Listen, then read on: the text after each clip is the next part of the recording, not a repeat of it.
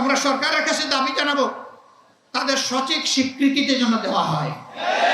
পাঠ্যপুস্তক কারিকুলামে আগামী দিনের নাগরিকরা যেন জানে যে তাদেরও আবু সাইদরা ছিল, এই গাজীপুরের শহীদরা ছিল, সারা বাংলার শহীদরা ছিল, মুক্তরা ছিল, রিয়ারা ছিল, দুধের সন্তানও ছিল, এটা যেন তারা জানে।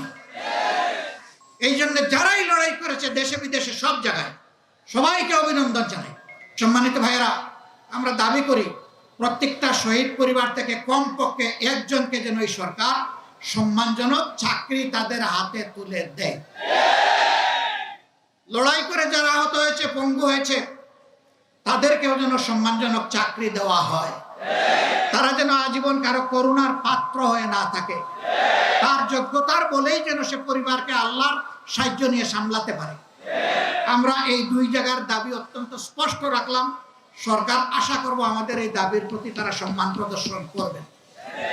সম্মানিত ভাইয়েরা, কিন্তু আমি পরিষ্কার বলতে চাই, এরা পরিবারে চাকরি পাওয়ার জন্য অথবা কারো একটু সহযোগিতার জন্য এরা কেউ লড়াই করে নাই।